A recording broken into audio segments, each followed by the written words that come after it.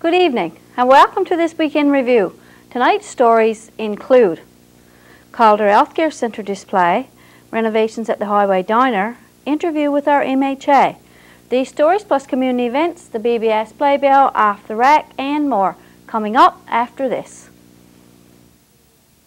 Houses of yellow, lime, aqua and blue, and the world's most friendly folk, as proud to show their true colors as a street they call Jelly Bean Road. Imagine that. June is Sun Sense Month. The Calder Healthcare Centre has set up a display. The Education Committee of the Calder Healthcare Centre set up this display to pass along some information about the sun and how to protect yourself from sunburn. Some of the information includes pamphlets entitled Reflections on the Sun's Impact on Your Health, Common Sun Cure Questions, and Sun Sense, How to Protect Your Skin. There's also a book called Block the Sun, Not the Fun. Some of the fact sheets include pale skin, back in, skin cancer protection and choosing sunscreen. There are also a number of safety booklets and fun sheets for children. Drop by the Calder Healthcare Centre main lobby and pick up some of this information. On Tuesday of this week, we dropped by the Highway Diner to take a look at their new renovations. The owners and operators of the diner, Brad and Teresa Durnford, decided some time ago their business needed a facelift. Most of these renovations were completed in March. The renovations to the outside of the building consisted of new vinyl siding. 2 new windows were installed in the front of the building, and a new window was also put into this inn. With this window, customers get a great view. This new sign has proven helpful for business. As you can see, it tells you the specials of the day plus the name of the business. When hungry travelers come into town and see this sign, they drop into the Highway Diner to eat. Mr. Dumford informed us the sign does make a difference. To finish the look outside of the building, the eaves were painted a pretty blue to bring out the white. Inside of the restaurant is the biggest difference. The walls separating the smoking and non-smoking section have been removed, giving the business a bigger appearance. The walls are done with snowdrift wall paneling on the top half, and the bottom half has been completed with pine, except for the 2 in walls. They have been completed with pine put in different ways to give the room more character. New light fixtures have also been added. With all the renovations, the restaurant now has a lighter appearance. The Dumfords have also installed a new carpet, purchased new chairs, and decorated their tables with new tablecloths and vases of flowers. This helps give a home-like atmosphere. The counter has been moved and now sits opposite to where it was before. In this area, a new cabinet has been constructed for the TV. The owners have put down a complete new floor. The Dumfords stated that their customers really like the changes. If you haven't been to the Highway Diner lately, plan to visit soon. Brad and Teresa will be happy to serve you, and you won't be disappointed. On Monday of this week, our MHA Calvin Parsons was in town, and he stopped by our studio for a visit. We have with us in our studio today our MHA Calvin Parsons. Welcome, Mr. Parsons. Good to be here again. Yes, so we understand that you've been having a meeting with the union workers today. So how did that go? Well, I came down for the meeting. I was here about 10 days ago, and we've been meeting pretty extensively with the town council and the union committee, the FFAW, Owen Marsden and Searle. And I haven't, over the last number of months, met with the actual membership of the union. And it seems like every time you come to town, people sometimes get their hopes up and expectations up that because you're coming, you may have some good news. And there's nothing worse than dashed hopes, of course. So I thought it would be appropriate if they were having a meeting. I just asked if I could be there, and if there were any facts or information that I had that might help explain anything, I thought that would be the proper thing to do. So that was my reason for being here. So Owen gave, there was a good turnout. There was about 70, 75 people there. And Owen gave an update as to what's happened so far. And I gave an update from my perspective of the meetings we've had and the various people we've talked to and things we've discussed, and answered some questions that the people had. And I made it clear to them that, in my opinion, right now, we've hit a major stumbling block. We've run into the wall, as it were. We started out lining up the ducks and making sure that everybody who might be able to help us were on side. We've done that in terms of the provincial politicians and the provincial ministers of fisheries. We've had John Effort over the years. We've had Jerry Reid, Premier Grimes on side. And of course, it comes down again to trying to get the resource to put through the plant. And we're not too fussy about what it is, whether it's crab or shrimp or groundfish or whatever. We quite frankly would be satisfied with anything. And the key was to try to get inside of Mr. Dhaliwal and see if there's anything that we might be able to get. And we last met with him on April 30th. And anybody who's heard the announcements he made 2 or 3 weeks ago, and have heard Bill Matthews and myself and Alistair responding, we obviously aren't too happy. The proposal regarding the shrimp was one of several options that we put to Dhaliwal. And I'm at a complete loss as to when he does or does not accept the advice of the scientist, because the hope was that we would get a share of a shrimp increase in the shrimp quota. And everybody, DFO, Baird, who works with DFO, Max Short, the advisory, Northern Advisory on the Shrimp Committee, Mr. Woodman and so on, everybody recommended it be a 20,000 metric ton increase in the shrimp quota. Now last year, you'll remember, the crab quota got cut based upon the scientific advice, and we, being the last in, were the first out. So it was a pretty natural thing to expect that if the scientists were telling them this year there should be a shrimp increase, that we should get some of that increase. Well, lo and behold, Mr. Dhaliwal in his wisdom decides he's not going to follow the scientific advice this time around.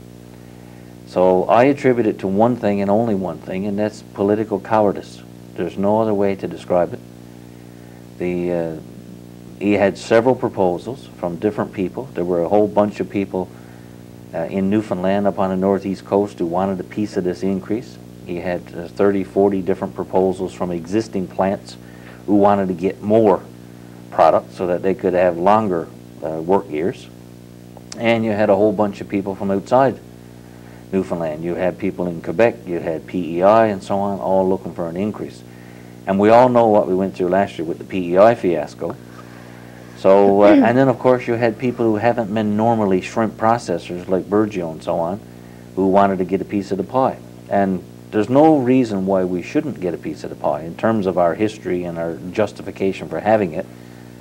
And no problem with being a new entrant, because Fogel, for example, got a piece of the pie last year as part of that PEI deal. So there was no reason we ought not to, and the scientists were on our side. Everybody was lined up and saying we should be one to get it. But Mr. Dhaliwal, of course, being faced with the prospect of not being able to satisfy everybody, didn't have the gumption to decide what was fair and proper, so he did nothing. And that's the bottom line. And he does obviously what he wants to do from a political point of view only, and not from a point of view of what's right or wrong, and not from a point of view of what is scientifically proper. So it's quite clear that I seriously question what his motivations are as a fisheries minister, and where his concerns are. And that ran us into the wall, because if we don't get our crab back because of the declining quotas, and we can't get in on the shrimp because he's not going to give an increase in quota, what options do we have left? And that's the point we reached, and I wanted to make sure that the membership knew those facts and where we were coming from. It's quite obvious as well that Mr. Tobin, who was the former Premier, who was down here in October of '98, who took this to be his personal file, obviously put this in the round filing basket, I call it, and did absolutely nothing with it. And I've told him so, and I put that in writing to him, and I put that verbally to him, and I think it's totally improper. If you are going to run your life based on making promises that you have no intent of keeping or working on, my position is that we don't need you. So that's been made known to him. I mean, they have very little compassion or understanding. They say they understand the issue, and they say they understand and they're sympathetic to the situation, but sympathy is not what we need. We need some action, and quite frankly, he has not been doing that. So he had to be told, and that's exactly what we did. So I wanted the people to know, the membership to know, because albeit the whole town is concerned, and it impacts upon the whole town, the people who get the direct, in-your-face impact are the plant workers and the fishermen who should benefit from this situation. So that was my purpose of coming today, because I think you're either going to be part of the solution and not part of the problem. And there's a lot of misunderstanding as to what the facts are and who's saying what or who's trying to do what. So I just wanted to at least tell my side of the story of where we fit in the picture here, and see what other options we have. There was some talk and suggestion of maybe, you know, retaliatory type actions against Barry, because Bill Barry hasn't done much in the Falkland Group by way of cooperating. They put a proposal on the table back in January that basically said, if you give me $10 million, and if you give me all kinds of government guarantees through regulation, and you give me all the quotas that I want, I'll open the plant in Burgeo. Well, I mean, you could open the plant in Burgeo if I gave you those kind of guarantees and conditions. So basically, he set the bar so high that he knew nobody, government or else, could match it. Okay. And if we could match it for anyone. It didn't have to be Bill Barry. Yeah. So that wasn't very helpful to make a suggestion that you knew somebody couldn't comply with. So that's the other issue. And some people, knowing that, of course, suggesting maybe we should take some actions against Mr. Barry. So that's come up on two fronts. There were some comments made regarding the meal plant here, and maybe there should be some measures taken towards it. I made it quite clear, albeit I was at this meeting, that I will not ever condone any kind of civil disobedience or destruction. I think it's totally improper. We have 8 people or 10 people over there who make a living, and there's nothing, absolutely nothing to be gained by anybody in disrupting somebody else's form of employment. It's not productive, and it leads us nowhere. We wake up tomorrow morning and all we've done is, out of frustration, we would have caused damages and harm to someone else, and there's no place for that. And I, as Minister of Justice, first of all, I certainly couldn't do it anyway, but that's my personal thoughts as well. I don't see ever trying to get ahead by harming someone else. That just never works. The second piece of this was the legal action that's being contemplated. I understand the union have offered to have their lawyer, Randy Earl, check out the possibility of a court action against Barry as a result of what happened back in the early 90s and the quotas, when the feds gave him the Burgeo plant from National Sea and certain quotas and so on the condition that it be utilized for the benefit of keeping places like Burgeo and Canso going. And what they're looking at now is, we knew he breached the agreement, there's no question about that. And we know that there were certain penalties imposed by the federal government on Barry at that time, Seafreeze, for breaking those conditions.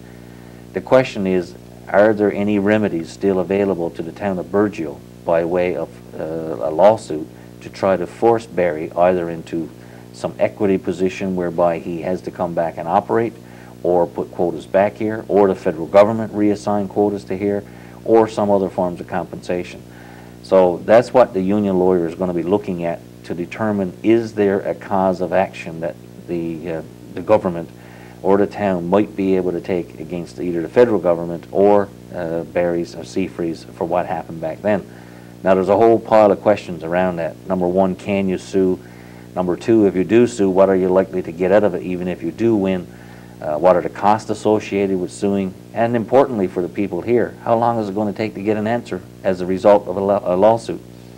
And the short answer to that is that it's going to take a while. You just don't issue, even if you have a legal claim, you don't issue it today and get an answer tomorrow.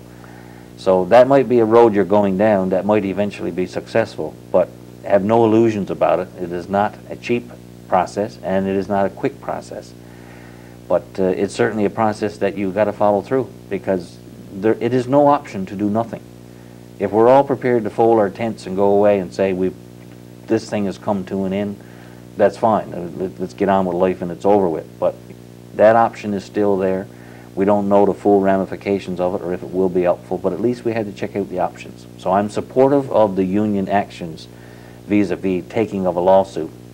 And I don't care whether it's the union lawyer who does it or some lawyer hired by the town who does it or whatever, but I think it should be checked out, it should be pursued to determine if we do have such an action. Now, you have a background as a lawyer. With that in mind, do you think Burgeo has a good case? Bit uncomfortable asking the question, because being the Minister of Justice and the Attorney General, any lawsuit that takes place in the province, of course, impacts in one way or another upon the Department of Justice and the court system, which I as Minister am in control of, would have to be dealing with it. So CBC asked me the same question, and I didn't think it was appropriate to comment, because I wouldn't want anyone such as Bill Barry or Seafreeze or Government of Canada using that against us to say that the MHA and the Minister for the province was making comments that might have impacted upon the case. So for that reason, I don't think... So this is a case of... It's a case of I have opinions as a lawyer, but I think trying to separate the two heads. I wouldn't want it to be detrimental in any way to any lawsuit that might start on either side to say that the minister was out shooting his mouth off and saying things that he shouldn't have said. So in the interest of making sure I don't say anything wrong or anything that might be used against us, I'd rather say nothing at this time in terms of the likelihood of success or whether there is or should not be a lawsuit. All right. I found the interview with the CBC guy had with, I think it was John Joy, the lawyer, that say, for example, the best case scenario for Burgeo, that I'll say we win the case, and that some of this quota is in Port aux Basques, and some of that quota will have to come to Burgeo. Where does that put you as a MHA? Doesn't put You're me taking anywhere. it from one, especially your own... Doesn't put me anywhere in terms of being a politician. If the quota is, if a court case determines that there is quota in Port aux Basques that ought to be in Burgeo, and the court orders that it should be in Burgeo, so it should be in Burgeo. And that's it. I have absolutely no problem in doing what's right. Right is right, and wrong is no man's right. And if that's the decision of the court, I'll be the first one to support it. Now, in an interview with Mayor Ann recently, I asked him point blank, do you think the Burgeo plant is dead? And he said, his first comment was yes, he does think it's dead.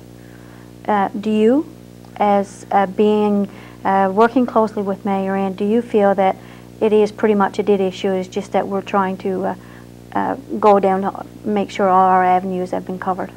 I don't know if I would use the term dead. We're definitely on life support. And the question is how much power we got left in the equipment, because we've been over all kinds of hurdles and put all kinds of options to everybody, and we're just getting no answers that are productive. Seems like every time you go down a road, people, some people who don't understand the situation, who aren't supportive, particularly in DFO and the minister himself, take great pleasure in closing off those roads. So it's not looking good. We're certainly not a healthy patient. We are on life support. But what are the options? Unless we want to declare that we're going to be dead, and I see no purpose in doing that, because once you do that, we've closed our door to even trying. So I don't see that as an option. I can certainly appreciate Mayor Hand's frustration, because he was on this file before I was, and his level of frustration, he's talked this to everybody that you could possibly mention in Canada, from Ottawa east. There's nobody that he has not preached this to, and the rights of this, and explained the options. And I might say, by the way, he has probably got a better grasp of the facts and the details when it comes to the history and what the options are, and explaining those options, than anybody I've dealt with. And if Mr. Dhaliwal had 1/10 of the information and knowledge that Alistair Hand has about this situation, we wouldn't have this problem.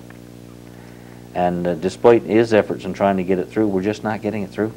So is there other than this lawsuit that they're looking into, is there another avenue?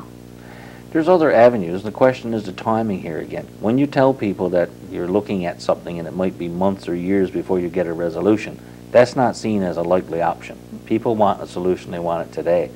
I don't think there is a solution today, but the options that we can pursue, the court case being one of them. You know, who's to say about the crab? We don't know where we're going to sit on the crab with next year's quota. If it happens, we're obviously a logical one to go back in again. We're set up to produce crab. We did it last year. So we should be the first back in. Who's to say that the shrimp won't be allocated next year? Who's to say, for example, a very good option was put forward in terms of a winter crab exploratory, and George Reed has got a very good handle on this. It's never been done, and DFO is always talking about wanting good scientific evidence to justify whether we do or do not catch something and what species we should catch. Well, if the suspicion is that we have crab outside the 200-mile limit, and the suspicion is that the best time to catch crab, the best quality crab, is caught in the winter, and if we have a community that's prepared to go fish it, and if we have a facility that it can be processed in, why shouldn't we try it? And that's the kind of arguments we're trying to make to Mr. Dhaliwal. That if it's never been tried, we're not encroaching upon anybody else who's doing it, so let's us try it and see if it would work. And even those kinds of logical arguments we have difficulty getting across to the officials in DFO. Another example is the overcatch. Every year the federal DFO allows a certain amount of TAC, they call it, total allowable catch. Well, in Newfoundland and Labrador last year we had 4,400 metric tons overcatch, more than was put in the quota. Now Burgeo could exist off 10% of that. Our suggestion to Mr. Dhaliwal was, why do you allow 4,400 metric tons of crab to come out of the water by way of an overcatch? It's still coming out of the water, and obviously it's going to those people who have a license but who overcatch. Why should they be allowed to overcatch?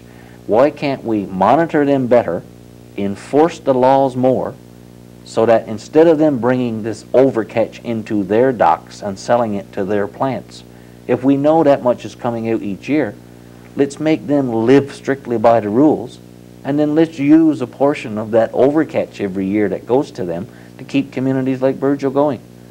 Now, I don't know why the logic of such a proposal gets lost on those fellas, but it seems fairly straightforward to me. And it may take a few extra dollars for enforcement or whatever, but they're not even prepared to consider what's good about it or what might be bad about it or what might be difficult about it. They just automatically close their ears to it. So that's the kind of battle we've been having, is you can come up with good logical arguments. We just need somebody who's prepared to listen. The road has been very rocky, as you just stated, and we don't have any funding for any short-term employment in the near future.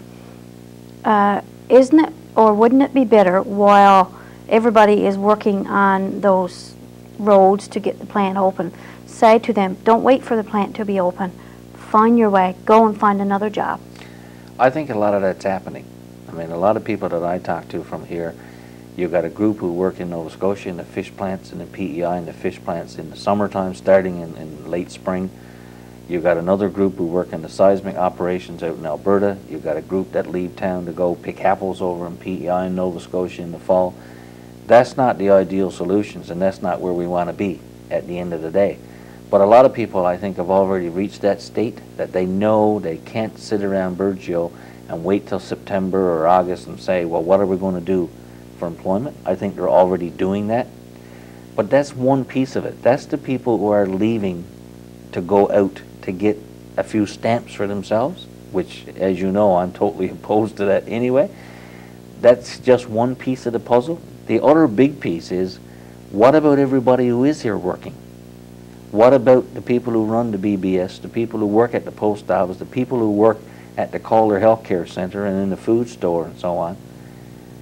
That's their community that's always in flux every year. 200, 300, 400 people leave every year and they come back home again. Like, there's no stability in the town if you got that. And it's very frustrating when I think we've made a few strides provincially.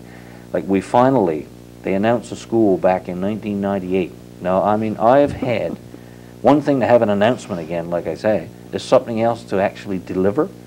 After that announcement was made, I've had no less than 40 meetings to try to finalize the matter, bring it to a point where we're going to get a school that is acceptable to the people here, that the community wants here. And finally we got it to a point where now that's going to come to tender in the next short while, and we're going to see a new school being actually built here. We announced last week the water project. Over 2 years is going to be $2.5 million, which is going to give us good quality water. We've got initiatives like the BBS initiative with the IT and the wireless communications. We've got things going on in terms of coastal growers. We've got a clam project on the way, or excuse me, sea urchin project on the way. All of these little things are good. Having a good water quality is good. Having a good school is good. Having good IT is good. But you feel very, very frustrated and stifled if, even though you're doing all that, you still got a community that's in flux. And that's the sad part of this. When I got to see the last one go across the Gulf to pick apples, then you can say we've succeeded. I would say as well, I'm not a believer in ducking it. You can't duck the problem. Some people have made comments that, you don't see Bill Matthews around, or whatever, we don't see Calvin Parsons around, but anybody who's been looking, I've been around, I think, and I don't see why not being around helps. In fact, it only hurts. Because if you're not here to understand what's happening and know how the people feel who live in this situation, you probably wouldn't be concerned enough to do anything about it. So I'm a firm believer that no matter what the problem, I can't duck the problem by not coming to Burgeo. I mean, you got to face the music with whatever's going on, and you got to shoot straight with people and tell them like it is. The sad part I have is when you come to town and people sometimes, and maybe it's quite right to feel that way, and they ought to feel that way, that their expectation level goes up. Just because you're simply coming to town, there's an expectation that you probably might have some good news for them. And unfortunately, we don't always have good news. We come here to listen, and we don't always come here with the solutions. But because you can't bring the solutions, there's no reason not to come. You still got to try. All right, so is there anything else you'd like to add? Just to say I'm pleased to see those things happening. Hopefully the employers, the contractors that come in to do the water system and to do the school, I hope they will hire locally. No doubt they had to bring in some professional people with them in terms of engineers and so on. But there will be some opportunities there, and I'm certainly encouraging them to hire locally. There's no reason. We have skilled trade persons here, and any project we have certainly lots of laborers here, general laborers and carpenters and so on. So I'm hoping that at least they will alleviate the situation in the short term by hiring some people who are local. Okay. Well, thanks very much for visiting. Thank you. It's good to be here again. Drop by anytime. Will do. Okay, thanks. You. Stay tuned for more of This Week in Review coming up after this. After you've seen the whales and the icebergs and the fjords, come witness a natural wonder. A Saturday night, St. John's, Newfoundland. Imagine that. In May of this year, 26 students from Burgeo and Ramea traveled to Stephenville to take part in a program called Take Your Kids to Work Day. Students were placed in different businesses and organizations around Stephenville. Here are some of our students talking about the program. Okay, guys. Okay, so no quick one. Everybody hungry? Here's my kids. There we go. Hi guys. Hi. Hi, so you guys are here at the Family Resource Center. What are your names? Carrie Lynn and Ingrid. So what do you think of Take Our Kids to Work? Oh, I think it's wonderful. It's a really nice program. It gives us a good experience and an idea of what we want to do in life. He wants to do this and that. Okay, so what's some of the stuff that you guys have been doing since you've been here today? We colored some bears and We've played with the kids a bit and helped them with their crafts and just socialized with them and playing a few games and stuff. So do you guys think that this is this type of program is something that will help you guys decide maybe what you want to do with your future? Definitely, yeah. It's like dealing with kids. I know it's for that. Like me, I would love dealing with more kids when I get older and stuff too. I think it's a wonderful program. So what would be your favorite thing that you guys are taking away with you today?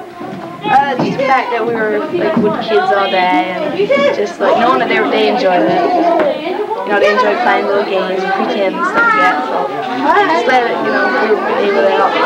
It was a fun one. Okay, thank you.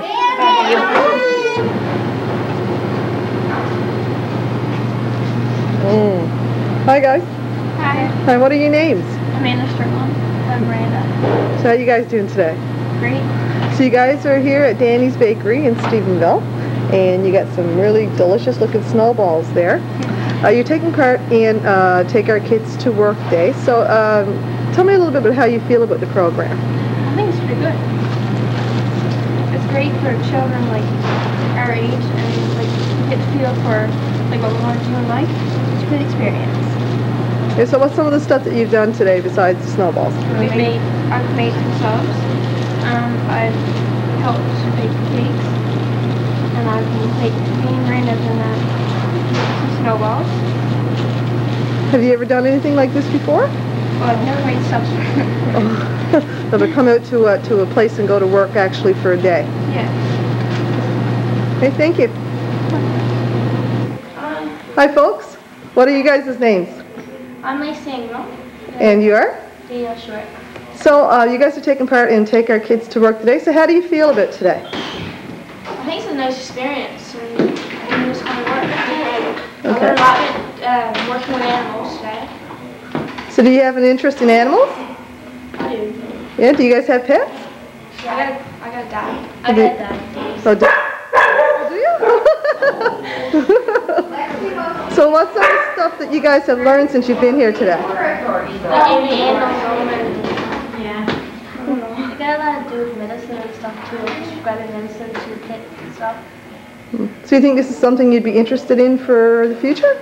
I'm interested in medicine and stuff, so I was thinking about pharmacy. The same I have more choice. Okay, thank you. On Tuesday of this week, the Burgeo Volunteer Fire Department held a car wash in aid of muscular dystrophy. The car wash was held from 11 a.m. to 4 p.m. 36 vehicles were cleaned inside and out. When we arrived, the firefighters seemed quite busy.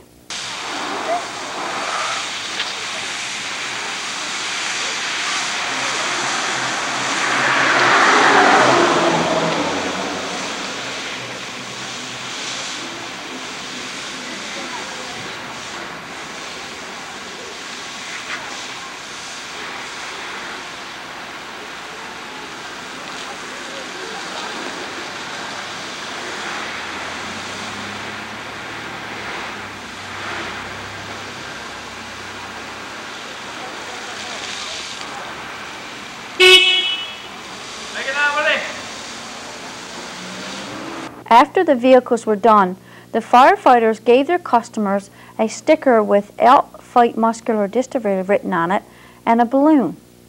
Everyone who had their vehicle washed was given a chance to win a fire extinguisher. Fire Chief Glenn Ann, along with Brad Swift, made the draw. Ladies and gentlemen, we're going to make a draw now for a fire extinguisher to show our appreciation to the people that took part in our car wash today. And Fred, make a draw one. Got your own name.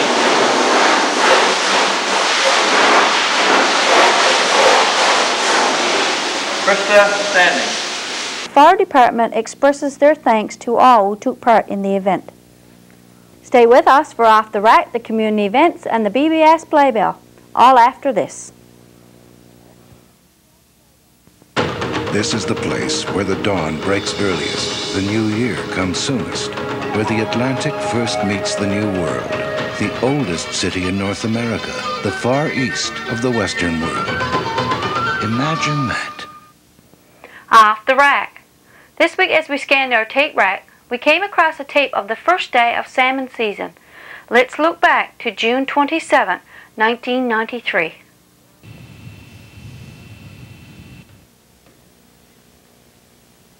These shots were taken about 9:30 a.m. on the first morning of the salmon season at Grandy's River. Some of these fishermen have already been out here now for several hours. However, the fish weren't too plentiful.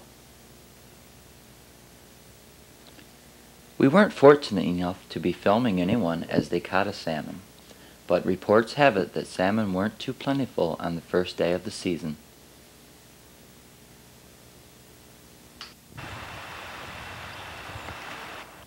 We'd like to thank Aidan Bryan for taking our camera along and filming these shots for us.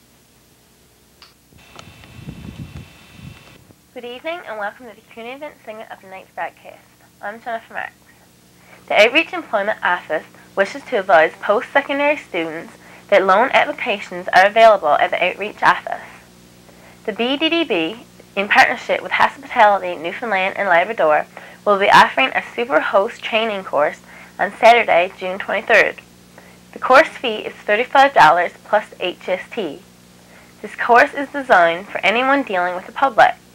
It will also provide students with an employable skill that will certainly enhance their resume. If you're interested, please contact the BDDB office by Tuesday, June 19th. All residents of Bridgeville and the surrounding areas are invited to attend the Heart Health Lifestyle Clinic on Wednesday, June 20th from 10 a.m. to 4 p.m. The clinic will be held at the Public Health Office located in the Calder Health Care Center. Drop in to the clinic to have your blood pressure, blood glucose, and body mass index checked. If you have visited the clinic before, please bring your wallet card. There are prizes to be won and everyone is welcome to attend. For more information, call Darlene Strickland, the public health nurse, at 886-3360. The Cots for Cancer campaign has started again. This year we have decided to get our youth involved. The head shaving will be done during the Sand and Sea Festival. As part of the fundraising this year, Constable Caldwell will be allowing a student to shave his head.